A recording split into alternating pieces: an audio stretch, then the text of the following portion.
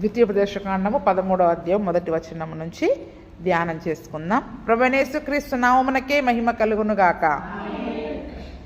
ప్రవక్తయే గాని కలలు కనువాడే గాని నీ మధ్య లేచి నీ ఎదుట సూచక క్రియనైనను మహత్కార్యమైనను చేసి నీవు ఎరుగని ఇతర దేవతలను అనుసరించి పూజింతము రమ్మని చెప్పిన ఎడల అతడు నీతో చెప్పిన సూచక క్రియ గాని మహత్కార్యము గాని సంభవించినను ఆ ప్రవక్త మాటలను కలలు కనువాని మాటలను వినకూడదు. ఎలయనగా మీరు మీ దేవుడైన యెహోవాను మీ పూర్ణ హృదయముతోనూ మీ పూర్ణ ఆత్మతోనూ ప్రేమించుచున్నారో లేదో తెలుసుకొనుటకు మీ దేవుడైన యెహోవా మిమ్మును పరీక్షించుచున్నాడు. మొదటి వచనంలో మరి మనం చూసుకున్నట్లయితే ఆ దేశంలో ఎవరైనా కూడా ప్రవక్తలు కానీ కలలు కనేవారు కానీ మరి మీ మధ్యలో లేచి ఒక సూచక క్రియ మహత్కార్యమును చేస్తారంట. ఏమంటండి, ఇప్పుడు వీళ్ళు వెళుతున్న కనాను దేశానికి వెళ్ళిన తరువాత దేవుడు వాగ్దానము చేసిన ఆ యొక్క కనాను దేశానికి వాళ్ళు వెళ్ళిన తరువాత అక్కడ ఎవరైనా కొద్దిమంది ఏమంటారంట, ప్రవక్తలని పేర్లు పెట్టుకున్న వాళ్ళు కానీ లేదా ప్రతి సంగతిని మరి మాకు తెలియజేయబడుతుంది అని కలలు కనేవాడే కానీ లేచి ఏదైనా ఒక సూచక క్రియ మహత్కార్యాన్ని చేస్తారంట. ఏం చేస్తారంట? అద్భుతాలు చేస్తారు, సూచక క్రియలు చేస్తారు, మహత్కార్యాలు చేస్తారు. చేసి ఏమంటున్నారు, మేము ఇవన్నీ చేసే శక్తిని మాకు ఈ దేవతల ద్వారా వచ్చింది, ఈ దేవుళ్ళ ద్వారా వచ్చింది అని చెప్పి మీ ఎరుగని ఇతర దేవతలను అనుసరించి పూజింతం రమ్మని చెప్తారంట. ఏంటంట, ఊరికే పిలవరు, ఏదో ఒక కళ, నాకు ఇలా కళలో కనిపించాడు, ఇలా చేయమని చెప్పాడు, ఇది చేయడం ద్వారా నాకు ఈ మేలు జరిగింది, ఇలా చేయడం ద్వారా నిజంగా మాకు ఇది జరిగింది అని కళ ద్వారా సంగతులు చెప్తారంట. లేదా ఏదో ఒక అద్భుతం చేస్తారు, సూచక క్రియలు చేస్తారు. చేసి వాటి ద్వారా మనల్ని ఏం చేస్తారంటే చెప్పండి, మనందరినీ కూడా వాటి వైపు ప్రేరేపించే ప్రయత్నం చేస్తారు, మనల్ని పిలుస్తారు, రమ్మని మనల్ని పిలుస్తారంట. చూడండి, మీరు కూడా ఇక్కడికి వస్తే మీ కుటుంబాలలో కూడా జరగబోయే తెలియజేస్తాడు, ఎవరి ద్వారా జరిగిందో తెలియజేస్తాడు అని వాటి కొరకు వాటి దగ్గరికి వెళ్ళేటట్లు వాళ్ళు రమ్మని చెప్పినప్పుడు అతడు నీతో చెప్పిన సూచక క్రియ కానీ మహత్కార్యము కానీ సంభవించినను ఆ ప్రవక్త మాటలను కలలు కనువానే మాటలను మీరు వినడానికి వీల్లేదు. అవి జరగవు అని దేవుడు చెప్పట్లేదు, జరుగుతాయని చెప్తున్నాడు. ఏం చెప్పండి, జరుగుతాయి. సంభవించిన వాళ్ళు మీ జీవితంలో ఏదో చెప్తారు, చెప్పినప్పుడు జరుగుద్ది. జరిగినప్పుడు కూడా మీరేం చేయకూడదంట, ఆ ప్రవక్త యొక్క మాటలు కానీ కలలు కనే వారి యొక్క మాటలు కానీ నమ్మడానికి వీలు లేదు, నమ్మి ఆ యొక్క ఇతర దేవతల దగ్గరికి వెళ్ళడానికి వీలు లేదు. చూడండి, ఇప్పుడు చాలామంది వెళతా ఉంటారు. ఎందుకు వెళ్తుంటారు అక్కడికి? అసలు ఈ కీడు ఎవరి ద్వారా జరిగింది, అదొక ఉత్సాహం మనకి.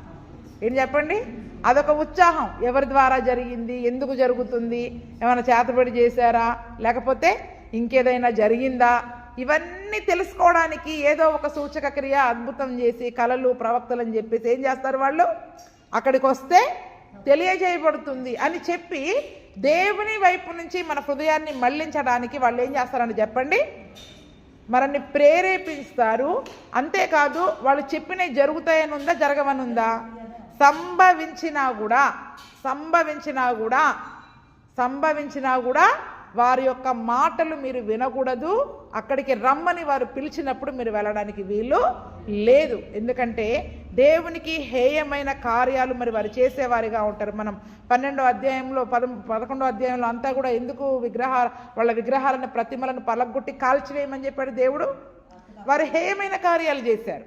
ఆ హేయమైన కార్యాలు చేసి అవన్నీ కూడా వాళ్ళు జరిగిస్తున్నప్పుడు అటువంటి అసహ్యమైన ఈ దేవునికి ఇష్టం లేని ఆ యొక్క ప్రదేశాలకి స్థలాలకి మరి మనం వెళ్ళడానికి వీలు లేదు. ఎందుకంటే అటువంటి వాళ్ళు ఉంటారు, మన చుట్టూ ఉంటారు, మన ఊర్లో ఉంటారు, మన ఇంటి పక్కనే ఉంటారు.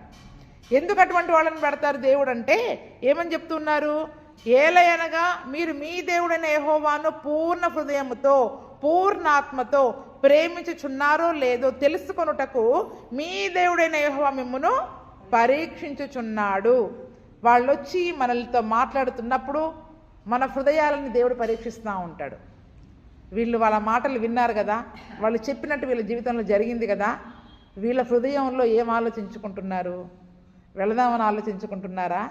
లేదా అటువైపు చూడకుండా ఇంతవరకు మరి ఐగుప్తు నుండి దాన్ని విడిపించి, బానిసత్వం నుండి దాన్ని విడిపించి, మరణ పడక నుండి దాన్ని లేవనెత్తి, ఇంతవరకు దేవుడు నాకు తోడుగా ఉండి ఎన్నో అద్భుతాలు చేశాడు, ఎన్నో ఆశ్చర్యకార్యాలు చేశారు, మా దేవుని కంటే వీళ్ళు గొప్పవారు కాదు అని మన హృదయంలో దేవుని పూర్ణ హృదయంతో ప్రేమించే వారముగా ఉంటున్నామా? లేదా మన మనసులో మరి అటువైపు వెళితే బాగుండు అనే ఆలోచన ఏదైనా వస్తుందా అని దేవుడు మనల్ని పరీక్షిస్తూ ఉంటాడంట.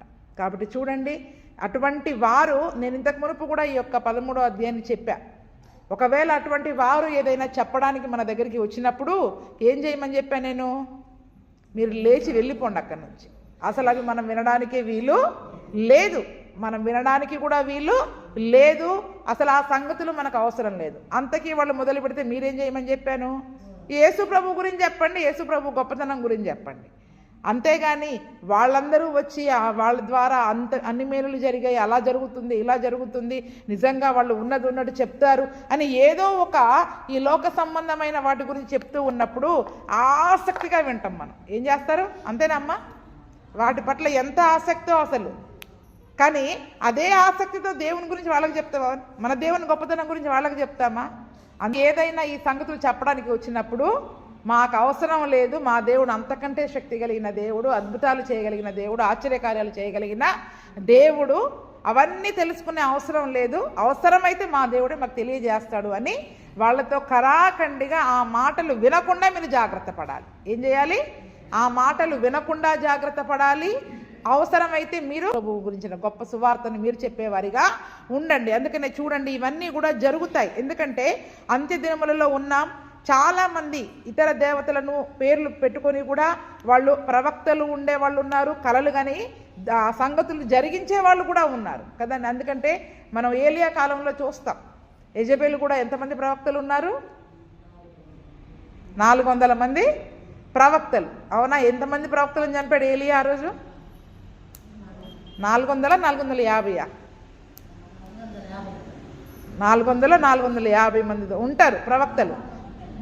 ఏదైనా కూడా ఆ రోజుల్లో కూడా మరి యెజబెల్ ఏం చేసింది? బయలు ప్రవక్తలని, బయలు దేవతని ఆరాధించినప్పుడు ఆ దేవత పక్షంగా ప్రవక్తలని, కలలుగానే వాళ్ళని ఉంచి ప్రజలందరూ కూడా వాటిని నమ్మేటట్లు ప్రేరేపించింది. ఆ రోజు ఆ దేశంలో ఏం జరిగిపోయింది చెప్పండి? ఇజ్రాయేల్ యొక్క దేశంలో ఎవ్వరూ దేవుని నమ్మడం మానివేశారు. దేవుడు అందుకే మాటి మాటికి మోషే ద్వారా ఎందుకు చెప్పాడు? మీరు వెళ్ళినప్పుడు ఇటువంటి వాళ్ళు మిమ్మల్ని ప్రేరేపిస్తారు, మీరు జాగ్రత్తగా ఉండని చెప్పినాక కూడా రాజుల కాలంలో అనేక మంది ఈ యొక్క బయలుదేవతలను ఆరాధించే వాళ్ళు ఏం చేశారు?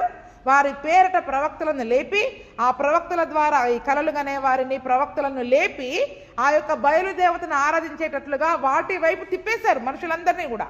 వాటి వైపు తిప్పడం ద్వారా ఆ రోజుల్లో చాలా మంది 2 తలంపుల మధ్యలో ఉన్నారు. ఎవరు నిజమైన దేవుడు తెలుసుకోలేకపోయారు. మా పితరులేమో ఐగుప్తు నుండి మమ్మల్ని విడిపించాడు, ఇన్ని అద్భుతాలు చేశారు, ఇన్ని ఆశ్చర్యకార్యాలు చేశారని చెప్తున్నారు. ఇప్పుడేమో మరి వీళ్ళు ఇన్ని అద్భుతాలు చేస్తూ ఉన్నారు.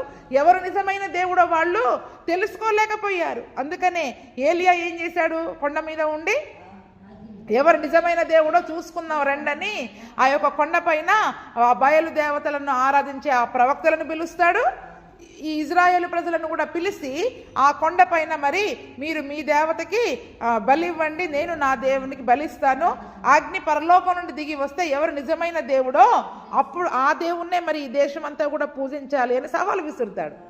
అప్పుడు మరి వారు ఉదయం మొదలుకొని సాయంకాలం వరకు ఎంతగా రక్తాలు గారేటట్లు కొట్టుకున్నా కూడా వాళ్ళ దేవుడు దిగిరాల. మరి ఆ ప్రవచనాలు ఏమైపోయినాయి? ఆ కళలు ఏమైపోయినాయి? అన్ని ఎడిపోయినాయి చెప్పండి. దేవుడు మాత్రం దిగిరాట్లా. మరి వీళ్ళకి కూర్చుంటే కళలు వస్తాయి, లెగిస్తే ప్రవచనాలు వచ్చేస్తాయి. ఇవరికి ఏం జరిగింది? అక్కడ చిన్న ప్రార్థన చేశాడు ఏలియా లేసి, నీళ్లతో కందకమునంతా కూడా నీళ్లతో నింపి చిన్న ప్రార్థన చేశాడు. పరలోకం నుండి అగ్ని దిగి వచ్చి ఆ యొక్క బలిని అంతా కూడా, అర్పణనంతా కూడా కాల్చివేసింది. అప్పుడు అక్కడ ఇజ్రాయేల్ ప్రజలందరూ కూడా యెహోవాయే నిజమైన దేవుడు, యెహోవాయే నిజమైన దేవుడు అని చెప్పి నా నిజమైన దేవుని తట్టు తిరగడానికి కారణమయ్యారు. చూడండి, అంటే ఏదో ఒక సూచక క్రియ, అద్భుతం జరిగితే కానీ ఈ రోజుల్లో మనం నమ్మట్ల దేవుణ్ణి. ప్రతి ఒక్కరు ఎలా తయారైపోయారు చెప్పండి? వాక్యాన్ని, సత్యమైన వాక్యాన్ని, యేసు ప్రభు మన కొరకు వచ్చాడు, ఆయన సిలువలో మన కొరకు అంటే తన రక్తాన్ని గార్చాడు, ప్రాణం ఇచ్చాడు, మన పాపాల కొరకు ఆయన చనిపోయాడు. ఎంత చెప్తున్నా కూడా మళ్ళీ మనకి మనసెట తిరుగుద్ది, నిజమే వాళ్ళు చెప్పగానే జరిగింది అని మళ్ళీ మనసు ఎట్లా ఆగుతూ ఉంటుంది చెప్పండి. ఇక్కడ యేసయ్య యొక్క సిలువ త్యాగం కంటే ఎక్కువగా మనకి ఏం కనపడుతుంది అక్కడ? ఎవరైనా ఏదైనా చెప్పింది జరిగితే దాన్ని మాత్రమే మనం నమ్మేవారిగా ఉంటున్నారు. కాబట్టి ఇదంతా కూడా ఎక్కడి నుంచి వస్తుంది చెప్పండి?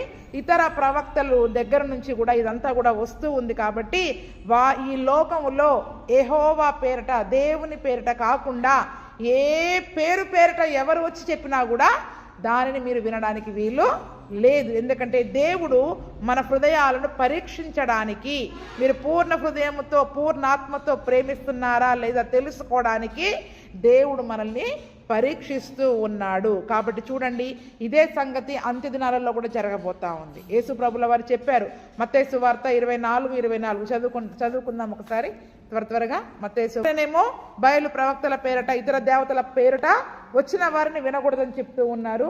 మరి యేసు ప్రభుల వారు స్వయంగా చెప్పిన సంగతులు కొన్ని చూద్దాం. 24:24 అమ్మ.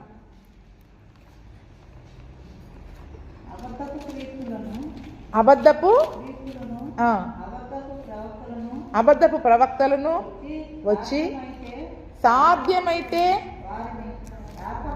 ఏర్పరచబడిన వారిని సైతము మోసపరచుటకై గొప్ప సూచక క్రియలను మహత్కార్యములను కనపరచెదరు. ఏంటంట? అంత్య దినాలలో ఏం జరుగుతాయంటే చూడండి, అబద్ధపు క్రీస్తులు వస్తారు, అబద్ధపు ప్రవక్తలు వస్తారు. ఇక్కడేమో ఇతర దేవతల దగ్గర. ఇప్పుడు రెండు రకాలుగా చూసుకుందాం. ఇతర దేవతల దగ్గరికి ప్రేరేపించబడి వెళ్ళేవారు ఉంటారు, వాటి కొరకు.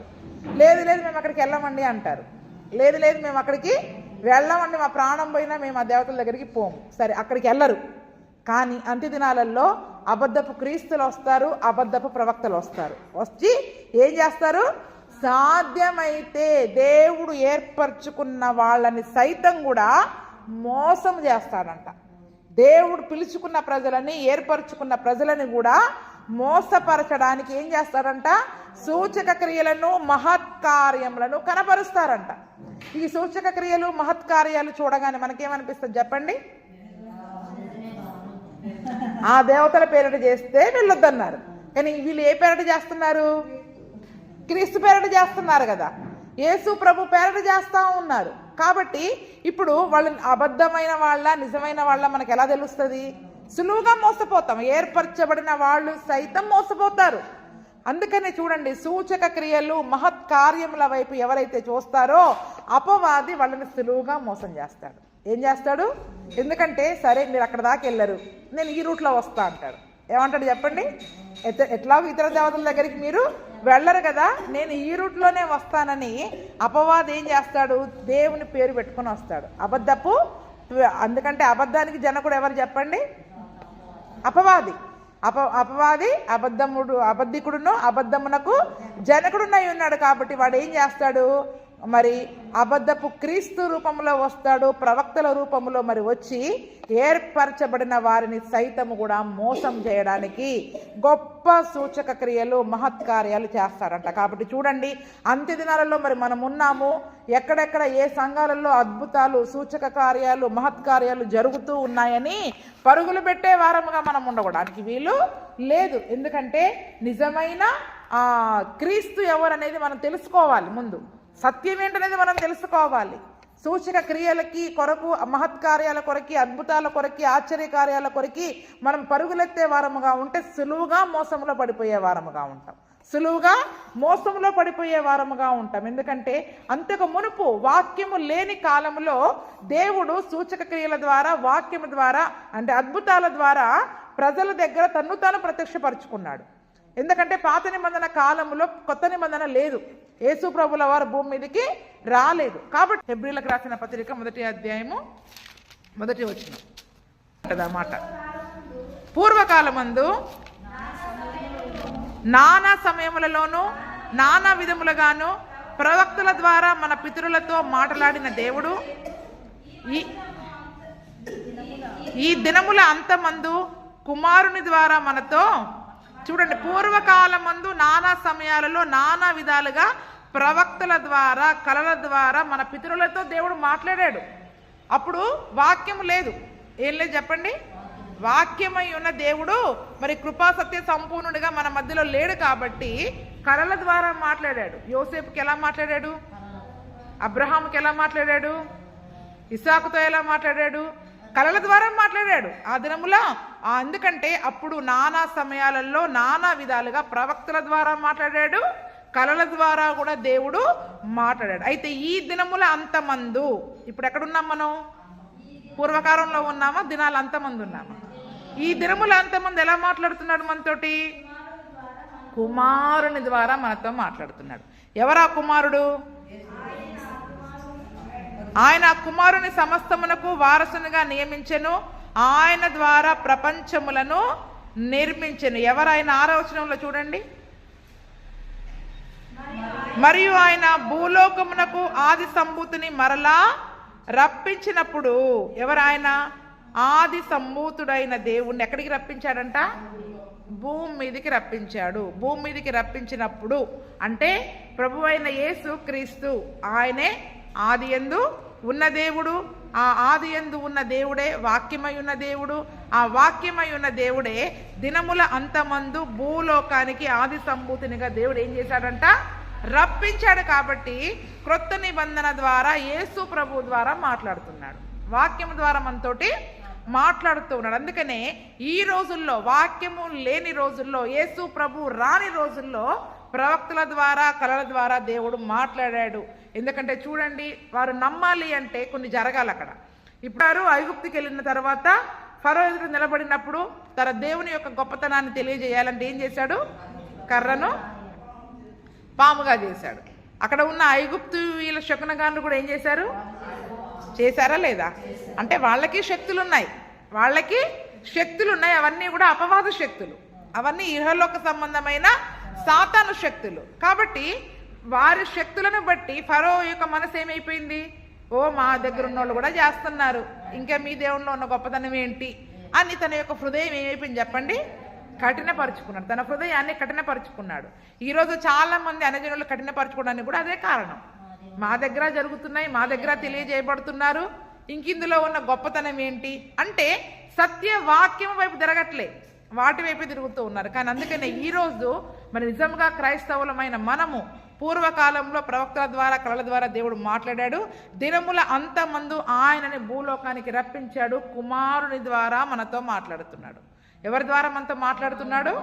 అందుకనే ఆ వాక్యమే శరీరధారి అయి కృపా సత్య సంపూర్ణునిగా ఎక్కడికి వచ్చింది చెప్పండి? వాక్యము శరీరధారిగా వచ్చిందా? కళలు శరీరధారిగా వచ్చాయా? ప్రవక్తలు శరీరధారిగా వచ్చారు? ఎవరు చెప్పండి ఇప్పుడు? వాక్యమే, వాక్యమై ఉన్న దేవుడే శరీరధారిగా ఈ లోకానికి వచ్చాడు. ఎందుకు చేసుకుంటున్నాం క్రిస్మస్ పండుగ? ఆ వాక్యమే మన దగ్గరికి వచ్చింది. ఆ వాక్యమై ఉన్న దేవుడే మన దగ్గరికి దిగొచ్చాడు. అంత గొప్ప దేవుడు, వాక్యమై ఉన్న దేవుడు మన దగ్గరికి దిగొచ్చాడని మనం ఎంత గ్రాండ్గా పండుగ చేసుకుంటున్నాం. కానీ అదే వాక్యం మన దగ్గరికి వచ్చినప్పుడు మళ్ళీ మనం దేన్ని బట్టి నమ్ముతాం చెప్పండి? మళ్ళీ కళలు రావాలి, ప్రవచనాలు రావాలి, నాకు తెలియజేయబడాలి, అద్భుతాలు, స్వస్థత, ఏదో మహత్కార్యాలు, సూచక క్రియలు ఇవి జరిగితే తప్ప మళ్ళీ మనం నమ్మట్లా. ఇవి జరిగితే తప్ప నమ్మట్లేదు. దేవుడే దిగొచ్చి చెప్పినా నమ్మట్లేదు అనమాట. ఇప్పుడు ఒక రకంగా ఏం చెప్పండి? దేవుడే దిగి వచ్చినా కూడా దేవుడు దిగి వస్తే చెప్తాను అంటున్నాడు, అది నమ్ముతామంటాము. ఆ దేవుడు దిగొచ్చి చెప్పినా కూడా మళ్ళీ మనం ఏం చేస్తున్నాం ఇప్పుడు? అందుకనే ఈరోజు చూడండి, క్రైస్తవులమైన మనము వాక్యము పైన, దేవుని పైన మన దృష్టి పెట్టాలి. దేనిపైన దృష్టి పెట్టాలి? వాక్యము పైన దృష్టి పెట్టాలి. ఎందుకంటే ఈ వాక్యాన్ని స్థిరపరచడానికి దేవుడు సూచక క్రియలను, అద్భుత కార్యాలను చేశాడు. చదవండి, ఆ మాట కూడా ఉంటుంది. మార్కు సువార్త 16వ అధ్యాయం 20వ వచనం చివర్లు ప్రకటించిరి. ప్రభు వారికి సహకారుడయ్యుండి వెనువెంట జరుగుచూ వచ్చిన సూచక క్రియల వలనను వాక్యమును స్థిరపరచుచుండెను. ఆమేన్. చూడండి, అక్కడ ఏమనుంది? ఆమేన్ అని ఉంది. ఎందుకంటే 16వ వచనంలో అన్నాడు, నమ్మి బాప్తిస్మం పొందినవాడు రక్షింపబడును, నమ్మని వారికి శిక్ష విధింపబడును, నమ్మిన వారి వలన ఈ సూచక క్రియలు కనబడతాయి.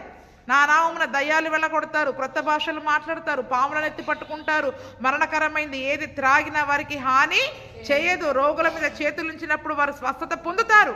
ఇవన్నీ మీరు చేస్తారు. ఇవన్నీ చేస్తారు. ఎందుకు చేయాలి? వాక్యాన్ని స్థిరపరచడం కొరకు. ఇప్పుడు యేసు ప్రభు స్వస్థపరిచే దేవుడు అని వాక్యం చెప్తాం. వాక్యం చెప్పినప్పుడు ఆ స్వస్థత జరగాలి కదా, అక్కడ జరగాలి కదా. అంటే ఆ దానిని స్థిరపరచడం కొరకు దేవుడు ఏం చేస్తాడు చెప్పండి? అక్కడ స్వస్థతలు చేస్తాడు. దేవుడు సమస్తమును చేసే దేవుడు. దయ్యానికి భయపడే పని లేదు. అపవాదిని ఎదిరిస్తే అది పారిపోద్ది అని యేసు ప్రభు యొక్క శక్తిని గురించి మనం ప్రకటిస్తూ ఉన్నప్పుడు, అప్పుడు యేసు ప్రభు నామములో ప్రార్థన చేసినప్పుడు ఏం పోవాలి? అక్కడ దయ్యాలు పోవాలి. అంటే ఈ వాక్యమును స్థిరపరచడం కొరకు దేవుడు ఏం చేస్తున్నాడు? అక్కడ సూచక క్రియలు, మహత్కార్యాలు చేస్తూ ఉన్నాడు. అంతేగాని అసలు వాక్యం లేకుండా ఇది మాత్రమే చేయడం లేదు. అక్కడ వాక్యం బలపడడం కొరకు ఏ వాక్యమునైతే యేసు ప్రభు గురించి మనం బోధిస్తూ ఉన్నామో ఆయన అటువంటి దేవుడు అని రుజువు చేయడానికి ఈ సూచక క్రియ అవసరము, ఈ అద్భుత కార్యాలు అవసరం. అంతే కదా. యేసు ప్రభు మనకి ఏ అధికారం ఇచ్చాడు? పాములను తేళ్లను త్రొక్కే అధికారం ఇచ్చాడు. శత్రువు బలమంతటి పైన అధికారం ఇచ్చాడు. మీరు పాములను తేళ్లను త్రొక్కుతారు, భుజంగాలను దొక్కుతారు, పాములను అణగదొక్కుతారు అన్నారు. అందుకని ఇక్కడ ఏమన్నాడు? పాములను మీరు ఎత్తి పట్టుకుంటారు. దానికి భయపడం, మనం దానికి భయపడం. అంటే ఆ శక్తి మనలో ఉంది అని రుజువు కొరకు. అలాగని వెళ్ళి పాములు పట్టుకోబాకండి. అలాగని వెళ్ళి పాములు పట్టుకొని చూడు నాకు ఎంత ధైర్యం ఉందో అనబాకండి. అది మన ధైర్యం వేరు, దేవుని శక్తి వేరు. ఆ పరిస్థితిని బట్టి, ఆ అవసరాన్ని బట్టి ఎక్కడ ఏది అవసరమో అది జరిగిస్తాడు దేవుడు. అది ఎక్కడ? అన్ని జనులకు అవసరం. ఇప్పుడు మనము యేసు ప్రభునందు విశ్వాసం ఉంచాం, లోపలికి వచ్చేసాం. ఇప్పుడు మనకేది అవసరం? వాక్యం అవసరం, ఉపదేశం అవసరం, ఆహారం అవసరం, అందులో ఎదగడం అవసరం. ఎందుకంటే ఆ వాక్యాన్ని స్థిరపరిచి యేసు ప్రభు యొక్క శక్తిని కనబరచడానికి సువార్త చెప్పేటప్పుడు ఇవన్నీ అవసరమవుతాయి. ఒకవేళ అటువంటి వారిగా మనం ఉన్నట్లయితే అపవాది యొక్క మోసంలో మనం సులువుగా పడతాం. అందుకనే అంత్యదినాలలో అబద్ధ క్రీస్తులు వస్తారు, అబద్ధ ప్రవక్తలు వస్తారు. ఏర్పరచబడిన వారిని సైతం వీటిపైన ఎవరెవరైతే ధ్యాస కలిగి ఉంటారో, అది మాత్రమే లోకంగా ఎవరైతే బ్రతుకుతారో వాళ్ళని అపవాది సులువుగా మోసం చేస్తాడు. ఎక్కడికి పరిగెడతారు వీళ్ళు? ఇక్కడ ఇన్ని జరుగుతున్నాయంటే ఇక్కడ నిజంగా యేసుక్రీస్తు ఉన్నాడు, ఇక్కడ నిజంగా పరిశుద్ధాత్ముడు ఉన్నాడు, పరిగెత్తుకుని వెళ్ళిపోతారు. అవి చేయకుండా ఇప్పుడు వాక్యంతోటే సంఘాన్ని కట్టుకుంటున్నాం అనుకో. మనం వాక్యంతో సంఘాన్ని కట్టుకునేటప్పుడు ఇంకా వాళ్ళకి వాక్యం బోర్ అయిపోద్ది. ఏం కావాలి ఇప్పుడు వాళ్ళకిగా? అద్భుతాలు, సూచక్రియలు. ఊరికే వాక్యమేనా? ఏదో ఒకటి జరగాలి. జరగకపోతే కొన్ని రోజుల వరకు ఏం జరగలేదనుకోండి, మనకి ఏముంటుంది? ఏమీ జరగట్లేదు, దేవుడే లేడని. అసలు వాక్యమైన దేవుడే మన మధ్యలో ఉన్నాడు అంటే చూడండి. అందుకనే ఏదైనా కూడా మీరు పూర్ణ హృదయంతో, పూర్ణ ఆత్మతో దేవుణ్ణి ప్రేమిస్తున్నారా, వాటిని ప్రేమిస్తున్నారా? అవి జరగాలని కోరుకుంటున్నారా? ఏదో వాటిపైన మీ ధ్యాస ఉందా? దేవుని పైన, వాక్యమై ఉన్న దేవుని పైన, ఆ వాక్యమై ఉన్న దేవుణ్ణి పూర్ణ హృదయముతో, పూర్ణ ఆత్మతో మరి మీరు ప్రేమించేవారిగా ఉంటున్నారు. ఎఫెసీయులకు రాసిన పత్రిక 4:14 కూడా నిన్న రాత్రి మనం చదువుకున్నాం. చూడండి, మళ్ళీ చదువుకుందాం. ఎఫెసీయులకు రాసిన పత్రిక 4:14.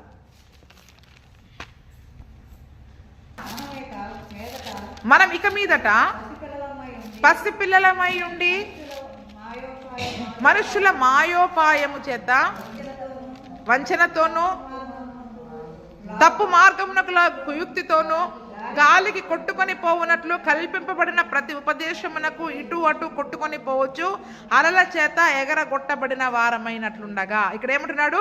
మనుష్యుల మాయోపాయము చేత, వంచన, అబద్ధ క్రీస్తులు, అబద్ధ ప్రవక్తలు వచ్చి ఏం చేస్తారంట? మాయోపాయము చేసి వాక్యము నుండి మనల్ని తప్పించడానికి ప్రయత్నం చేస్తారు. వాక్యమైన దేవునిపై నుండి మన ధ్యాస తప్పించడానికి ప్రయత్నం చేస్తాడు. హెబ్రీలకు రాసిన పత్రిక 1వ అధ్యాయం 1వ వచనం మనం చదువుకుంటే మనకి స్పష్టంగా అర్థమవుతుంది. పూర్వకాలములో వాక్యమై ఉన్న దేవుడు రాని కాలములో దేవుడు ఎవరి ద్వారా మాట్లాడాడు? వాళ్ళతోటి కళ్ళ ద్వారా, ప్రవచనాల ద్వారా, ప్రవక్తల ద్వారా మాట్లాడాడు. ఎవరికైనా ఏదైనా చెప్పాలంటే ప్రవక్తలు చెప్పేవాళ్ళు. ఈరోజు ఆయనే మనందరి కొరకు భూమి మీదకే రప్పించాడు. దేవుణ్ణే మన మధ్యలోనికి రప్పించాడు. ఆయన మనకి ఒక వాక్యాన్ని ఇచ్చాడు. ఈ వాక్యం ద్వారానే దేవుడు మనతో మాట్లాడతాడు. దేని ద్వారా మాట్లాడతాడు చెప్పండి? వాక్యము ద్వారా మాత్రమే దేవుడు మాట్లాడతాడు. ఒకవేళ అటువంటి వారిగా ఉండి మనల్ని ప్రేరేపించే వారు మనుష్యుల మాయోపాయముల చేత, మోసముతో ఏం చదువుకున్నాం? మత్తయి 24:24 ఏర్పరచబడిన వారిని సైతం మోసము చేయడానికి, వంచనతో మోసపరచడానికి సూచక క్రియలు, మహత్కార్యాలు, అద్భుత కార్యాలు చేస్తారు. అంటే ఇక్కడ ఏమంటున్నాడు? మాయోపాయముతో, వంచనతో మిమ్మల్ని తప్పు మార్గానికి లాగే కుయుక్తి. అపవాది కూడా ఎలాగొచ్చింది చెప్పండి? కుయుక్తితో వచ్చిందా లేదా? ఇప్పుడు సంఘం దగ్గరికి అపవాది కూడా అలాగే వస్తాడు, కుయుక్తితో వస్తాడు. వాడికి లోపల ఉండే కుయుక్తి వేరు. మనమేమనుకుంటాం? అబ్బాయి ఎంత తెలివి ఉంది వీడిగా అనుకుంటాం. వాడి ధ్యాస ఏంటి? దేవుడేమో పండు తినొద్దని చెప్పాడు, పండు మీరు తినకూడదంటే అపవాది ఏం చేస్తాడు? దేవుణ్ణి అబద్ధికునిగా చూపిస్తాడు. ఏంటది? తింటే దేవదూతల్లాగా ఉంటాం. వాడు ఎప్పుడైనా సగమే చెప్తాడు, గుర్తుంచుకోండి. తింటే దేవదూతల్లాగా ఉంటామని తెలియజేశాడు. ఆ దేవదూతలు అయ్యాక తర్వాత జరిగే సంగతి చెప్పలేవాడు. తర్వాత జరిగే సంగతి చెప్పలే. మనకేం కనపడుతుంది? ఇప్పుడు జరిగే సంగతే కనపడుతుంది.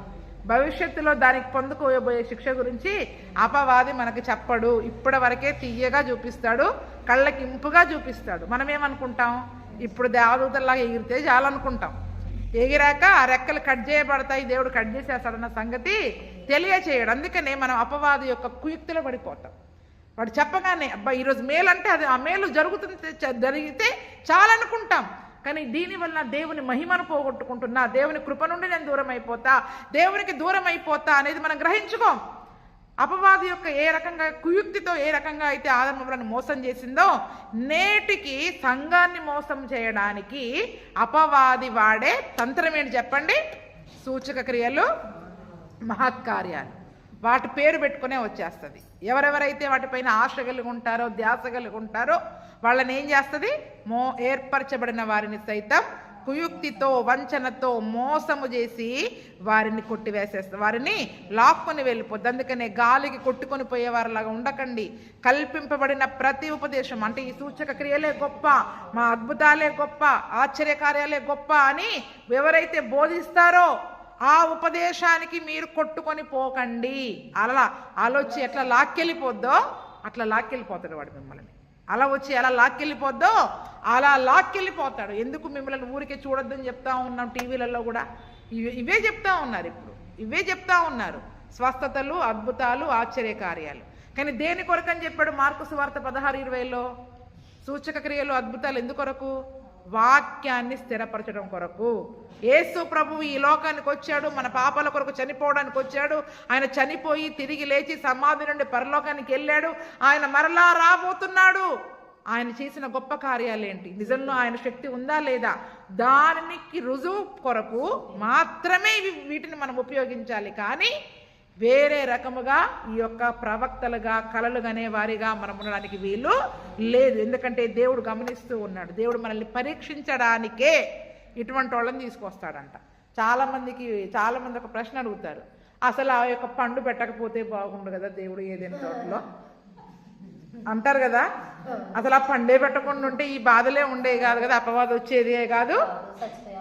ఇప్పుడు అలాగే అసలు ఈ అబద్ధ క్రీస్తులని రాకుండా చేస్తే బాగా, ఈ చెడ్డోళ్ళని లేకుండా చేస్తే బాగా, మనకి తెలివితేటలు ఎక్కువ కదా అంటాం. కానీ దేవుడు ఎందుకు పెట్టాడు ఇటువంటి వాళ్ళని?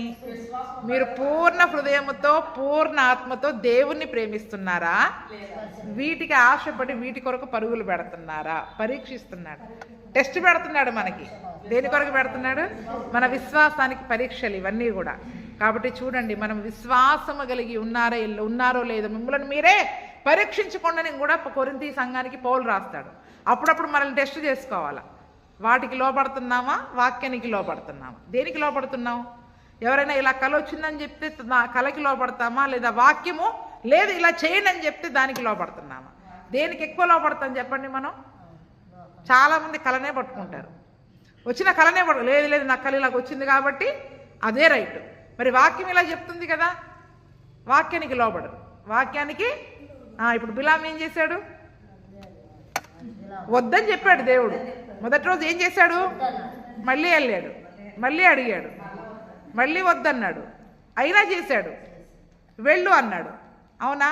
అంటే మొదటిసారి దేవుని వాక్యం వచ్చి వద్దు అని చెప్పాక మరి ఆ యొక్క వాళ్ళు ఇచ్చే ధనానికి ఆశపడి మాటికి అడుగుతున్న ద్వారా దేవుడు ఏం చేశాడు? వెళ్ళన్న దేవుడు మళ్ళీ ఖడ్గం పట్టుకుని ఎందుకు నిలబడ్డాడు? ఇష్టం లేదు కదా. అంటే చూడండి, మన హృదయం ఎక్కడుందో దేవుడికి తెలుసు. మన హృదయం ఎక్కడుందో దేవునికి ఆయన దేవుడు వెళ్ళమన్నాడు ఏమంటాడు చెప్పండి? బిలాముని అడిగితే మొదటిసారి వద్దన్నది చెప్తాడా, రెండవసారి వెళ్ళమన్నది చెప్తాడా? రెండవసారి వెళ్ళమన్నాడండి. మరి మొదటిసారి ఎందుకు వద్దన్నాడు? అంటే దేవుడు మాట తప్పే దేవుడా? మొదటి చెప్పింది రైటే, కానీ ఎందుకు వెళ్ళమన్నాడు రెండోసారి మూడోసారి? నీకు నువ్వు ఇక్కడ ఉంటే సెట్ కావు, నేను సెట్ చేసే పని దారిలో ఉంది పదా అని మనల్ని సెట్ చేయడానికని నడిపిస్తాడు దేవుడు. అందుకనే చూడండి, ఒక్కసారి దేవుని వాక్యం మన దగ్గరికి వచ్చి ఏదైనా ఇది చేయవద్దు, ఇలా ఉండవద్దు అని చెప్తే దాన్ని మనం నమ్మాలి. మనం అట్లా కుదరదు కదండి, మా ఇంట్లో ఒప్పుకోరు కదండి అంటే చేసుకోండి అంటాం. కానీ దాని ద్వారా దేవుడు మనకి సెట్ చేయడానికి మధ్యలో ఎవరినో ఒకరిని పెడతాడు. ఏం చేస్తాడు? గాడిదతో కూడా బుద్ధి చెప్పించినట్టు ఏదో ఒకటి మన జీవితంలో ఖచ్చితంగా జరుగుద్ది. అందుకని అంత్య దినాలలో దేవుడు వాక్యం ద్వారా మనతో మాట్లాడుతూ ఉన్నారు. వాక్యం పైన మాత్రమే మరి మనం శ్రద్ధ పెట్టేవారిగా ఉండాలి. అటువంటి కృపా ప్రభువైన యేసుక్రీస్తు మనకు దయచేయును గాక.